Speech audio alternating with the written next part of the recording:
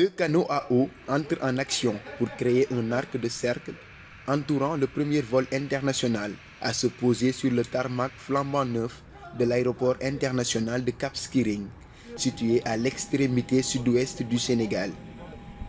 En effet, fermée au trafic depuis 2 ans, la deuxième porte d'entrée aérienne internationale du Sénégal a reçu plus d'une centaine de touristes à bord d'un vol Transavia en provenance de la France. Quand on sait qu'on va arriver à Cap Skirring, pour nous c'est toujours un paradis qui se révèle, plus le comité d'accueil exceptionnel que vous nous avez fait pour l'arrivée du premier avion de la saison. En général, on vient 2 fois par an à Cap Skirring. Et ça faisait donc 2 ans qu'on n'a pas pu revenir chez vous. Donc on est d'autant plus ravis. Ça fait 2 ans qu'on n'est pas venu, alors on est ravis. Ça fait au moins 35 ans qu'on vient. 35 ans qu'on vient.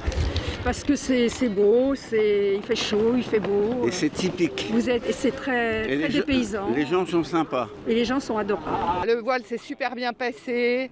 Nous sommes ravis de revenir à Cap Skirring après une année d'absence. C'est la plus belle région. Les Bollons, on a survolé, là c'était magnifique.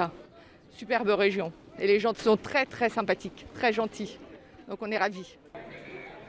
Ce vol inaugural a coïncidé avec le lancement officiel de la saison touristique 2021-2022 dans cette région dont l'économie dépend en grande partie du secteur du tourisme. Ce moment très attendu dans cette station balnéaire a été ponctué de festivités et un accueil riche en couleurs a été réservé aux touristes.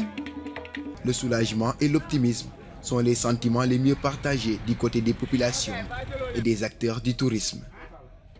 La reprise, tant sur le plan des activités économiques, mais aussi sur le plan des activités touristiques, va se voir sur la trame même sociale des populations. Parce que ce qui dit la région de Ziguinchor parle de tourisme. Et comme le tourisme est au 2e rang des activités économiques du pays, donc je crois que ça va booster l'économie de la région. C'est l'aéroport qui amène des clients. Si l'aéroport n'est pas là, c'est difficile pour nous. Et ça a été très pénible pendant la fermeture de l'aéroport. Donc tout le monde est content, tout le monde est soulagé, il y a de l'espoir. Et que le vol direct, vraiment, c'est quelque chose qui marche beaucoup pour nous. Aujourd'hui, nous sommes très heureux de voir l'aéroport de Cap Skirring ouvrir. Ça donne un nouveau souffle à l'économie locale. Cette population est aujourd'hui, comme vous avez constaté, très enthousiaste de voir le Club Med rouvrir ses portes grâce aux travaux de rénovation entrepris par M. Doudouka, le directeur de l'aéroport de l'AIBD. La réhabilitation de l'aéroport a concerné, entre autres, la piste d'atterrissage, la signalisation horizontale et la réalisation d'une voie de circulation. Il est prévu dans une 2e phase de reconstruire l'aérogare et d'élargir la piste. Les travaux ont été exécutés en un temps record de 75 jours pour un montant estimé à 1,3 milliard de francs CFA. On a une piste de 2000 mètres sur 30 mètres de large qui a été entièrement réhabilitée. On avait sur cette piste-là des fissures longitudinales et des tassements qui créaient des stagnations d'eau qui pourraient attirer les oiseaux et constituer un danger, à savoir le problème du péril aviaire dans le transport aérien. Un parking de 11 700 m² qui a été entièrement réhabilité et les infrastructures terminales, à savoir l'aérogare, la tour de contrôle, qui ont été remis à neuf pour permettre donc aux avions aujourd'hui qui correspondent au type d'aéronef que les hôteliers souhaiteraient faire atterrir ici pour amener le maximum de passagers au niveau de Cap Skirring.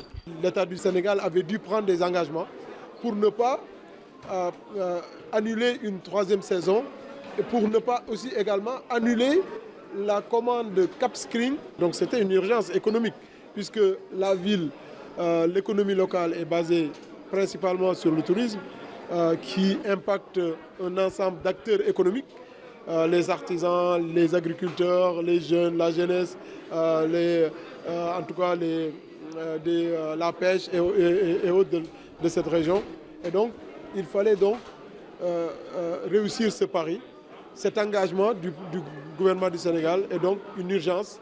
Quand nous avons pris les commandes il y a seulement quelques temps, nous avons dû tout faire, mobiliser tout le monde avec avec des entreprises expérimentées pour réussir ce pari important qui est capital et qui était même pratiquement vital pour l'économie locale.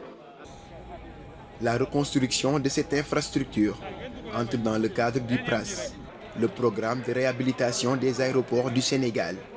Ce projet ambitionne de faire du pays un hub aérien et touristique à l'horizon 2025.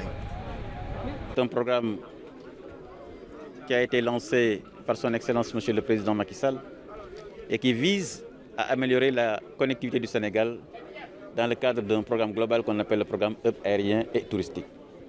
C'est de faire du Sénégal l'un des premiers hubs de la sous-région, mais également faire notre pays aussi une destination touristique de référence.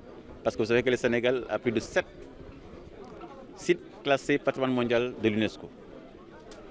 Vous avez vu la belle région naturelle de la Casamance, ici au Cap Skirring, qui fait partie également des plus belles plages au monde.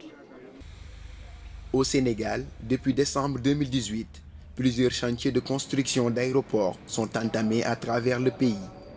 Au total, 13 aéroports feront l'objet de modernisation avec une enveloppe estimée à plus de 100 milliards de francs CFA.